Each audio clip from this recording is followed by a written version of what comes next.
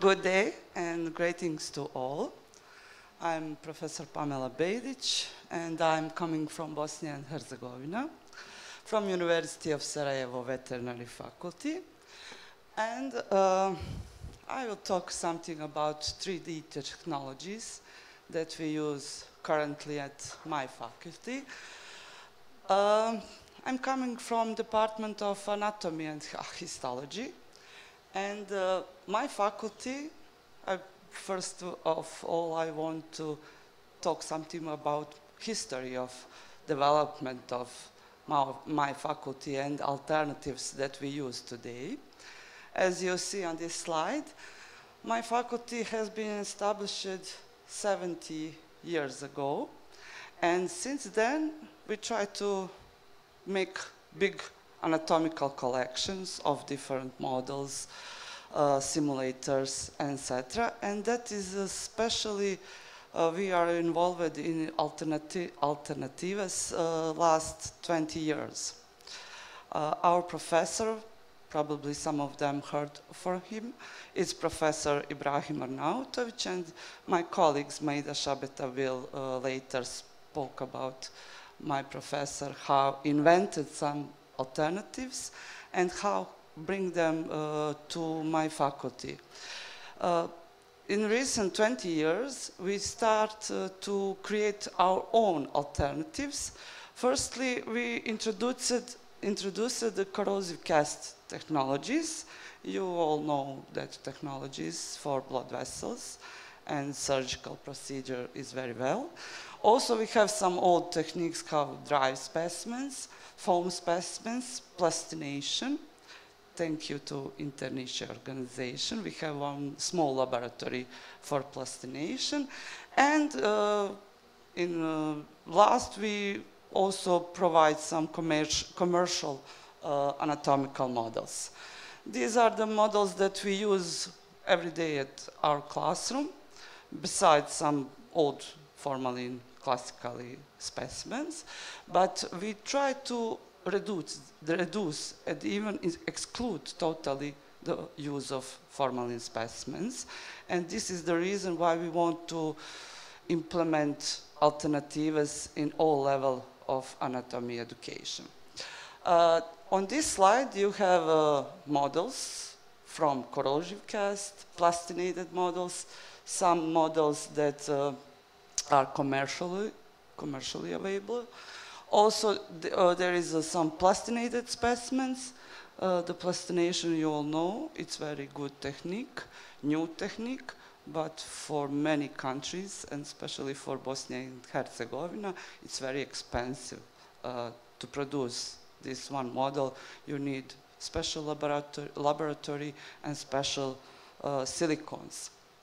So, in 2020, we applied for one project in these three organizations: Doctor Against Animal Cruelty, International Network of Human Education, Internice, and EVA Sarajevo, provide us with support us, in fact, and provide us one 3D printer and one 3D scanner. With this machine, we could produce our own models and our own alternatives.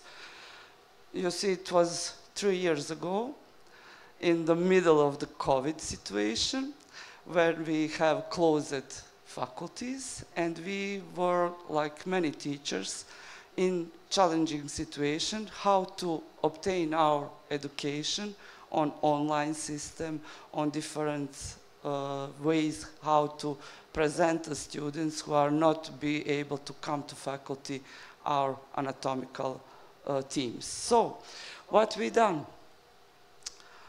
We create, firstly, 3D digital models. During the COVID, we had the time to do scanning of different models, and especially our special intention was to create these 3D neuroanatomical models. Why this?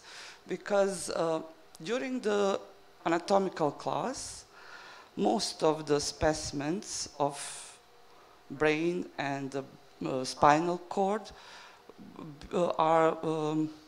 they are too weak to be held by too many students. They are very fragile specimens, and they are very easily turned off, ripped off or whatever. So we decide to create totally digital models. We scan real specimens and put that specimens on open source platform. This platform and this part of our research was sponsored by Lush Prize 2022, which I received last year, thanks to the Lush Prize.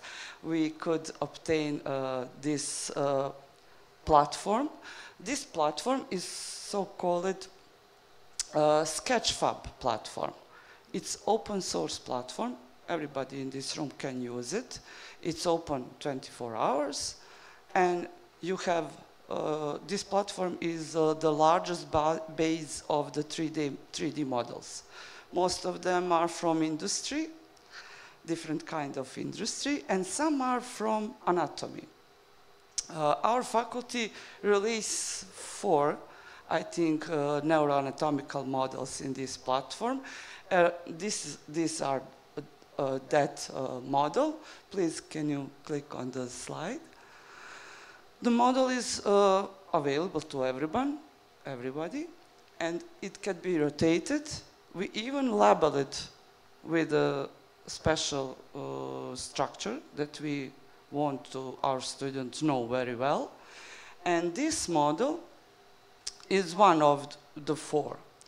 The Sketchfab platform show very good quality of the model, and our students were very satisfied with this type of presentation of neuroanatomical specimens. But we had some problems with that platform. What are advantages and what are disadvantages of this platform? Advantages was that this model could be adjustable in size and color. That depends on the type of the scanner that you have.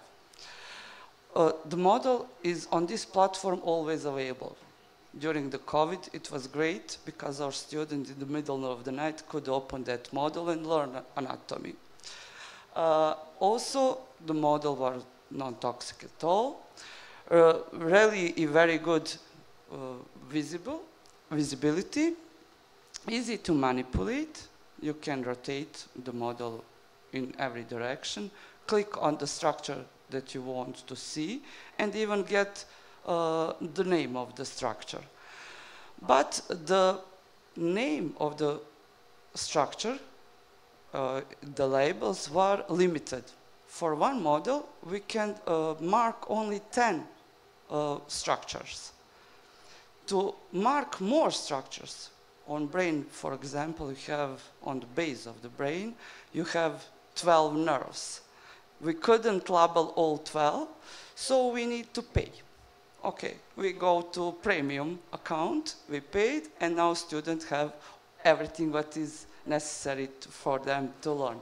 So this platform is for students good because it's free, but for those who create the model, it's limited because you have some commercial limitations. So you need to be supported by some organization.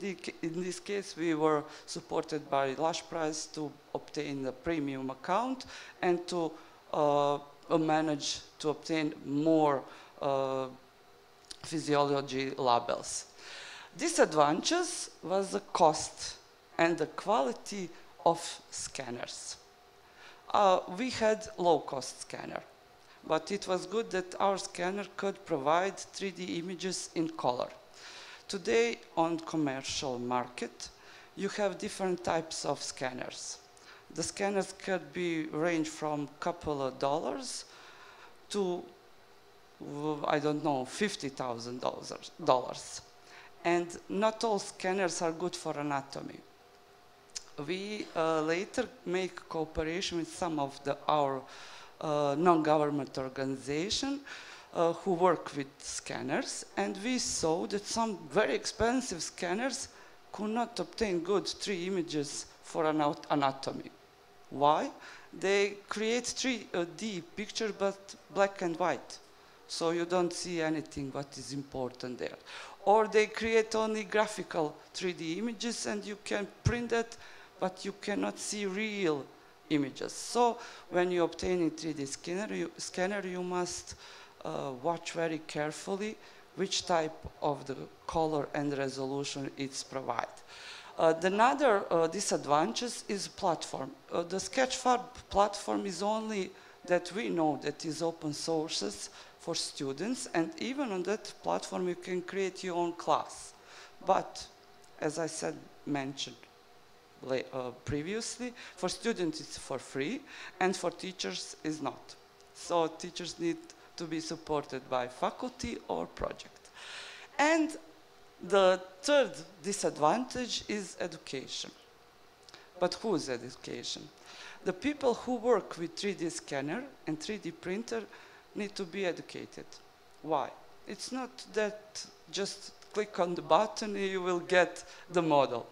It's not a magical stick, you know. You need to know different programs. When we obtained 3D printer, what I needed was to learn some programs. How to use some softwares, how to use platforms on the internet, how to use some IT technology that I never heard before that. So education is very important in this part. To create 3D models, everybody needs to know a little bit about today's IT 3D technology. After we put that model on the internet, and we wait 1 year to see results of our students' class, and at the end of the 2002-2003 school year, we made one questionnaire for students. They need to evaluate what are the models good or not. On this slide, you can see the questions that were there, the quality of the 3D models, the visibility, the way of manipulation of 3D models, and benefit from them. Are they there or not? All students were very satisfied. And the questionnaire was very successful, showing that most of them were satisfied with a very good or excellent answer. Disadvantage was on the side of the teacher, because we need a lot of time to create 3D models. After we create 3D models on the scanner, we put them on the print. Prepare them for the print and print them in 3D printer. And this is our first model that we create. Today we have some bigger collection. First, we created the brain, because that was the first 3D scanner that we made. And then we tried to print some bones, inner ear, heart, cells, nephron, and at the end we printed the whole dog with internal organs in situ. And these models are now in our classroom. In every table during some subject, students use them together with the classical model. What I need to say here, these are the final model. To create this one model, we usually throw in the trash 3 to 5 models. Why? 3D printers sometimes have a larger temperature, or the room temperature is not good, or something with machine adjustment is not good, so you don't have a good printer at the end. And to print one of these alternatives, you need a couple of hours to couple of days. 3D printer works at least 2 hours, at day 2, 11, 12 hours day to create one of these models. But depending on the complexity of the models, printing is low time or need more time to create.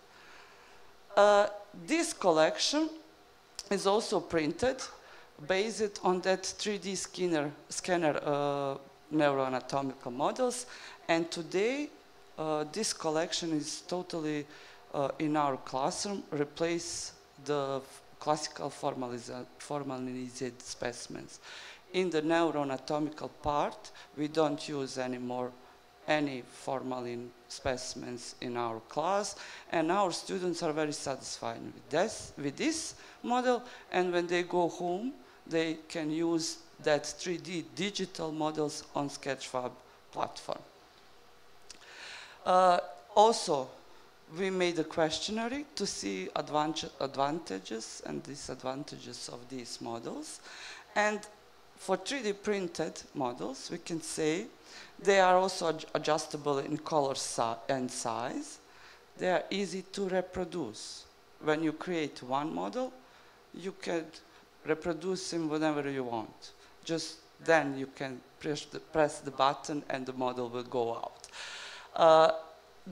These models are always available to students. They are non-toxic and low cost. What is most important, they are very low cost, and they last almost forever because most of them are plastic at our faculty. But today we have a printer who print from different kind of materials.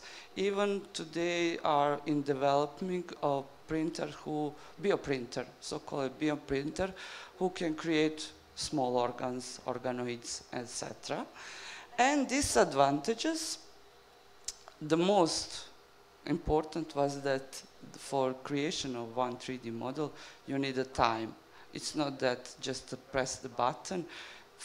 Sometimes we need days to create one good 3D model who can satisfy our anatomical characteristic as real. The small details on the models are very hard to be visualized, and models need additional coloring. During the printing, printer only consume one type of material, one color, and after that you need to sit down and color all that small details. And usually we give that to students. When they paint that, they learn some important things. And at the end, the presentation is not quite large.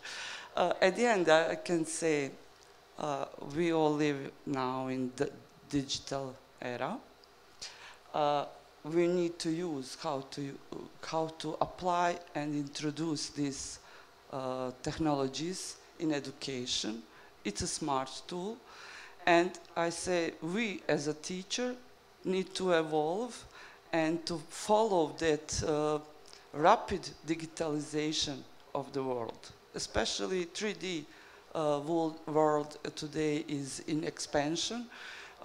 Every day we have something new on that, in that part of technology, so we need to follow the trends, because our students are usually smarter than us. They find some platform before us, and they follow internet more quickly than us, so we need to follow as teacher, we need to follow technologies and to evolve and to develop these technologies, because they are very, very big potential in 3D printing, especially now it's coming bioprinting, and the potential is huge because this tool is essential,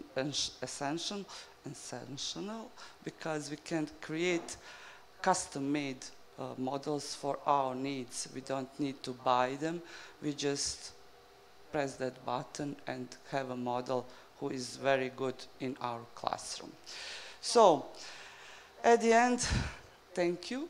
Thank you for your attention, and I can say thank you for invitation for this wonderful event, and congratulations on this very good organization. If there are any questions, please, you can ask now. But I saw one word in the presentation, it was toxicity. So what was toxic before the alternatives? Yes. The toxic, in the Department of Anatomy, we use for century as a preservation solution, we use formalin. Formalin is a highly toxic material, not for students because they are short time in contact with that chemicals. It's more dangerous to us, to teachers and people who are there on the job 8 hours. That formalin is cancerogen, it's teratogen, and very, very dangerous chemicals who in UA, I think it's tried to be forbidden totally, and we want to exclude that chemical, that don't use it anymore. Because of that, we try to introduce different kinds of alternatives, 3D models, 3D printed models, corrosion cast, plastinated.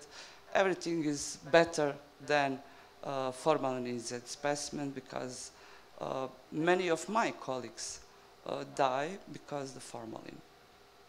Yes, that's dangerous of my job. Okay. Thank you for the talk. I wanted to ask you about the fine details of the models. Why can the printer not manage the very fine details, and what are you planning to do about that, or how do you overcome it? It's a cheap printer. Expensive printer can do it. Okay. It's a simple answer. You have printers who print only basic structure, and you have printers who create all the details. So depending on the price, you have the quality, as everything in life.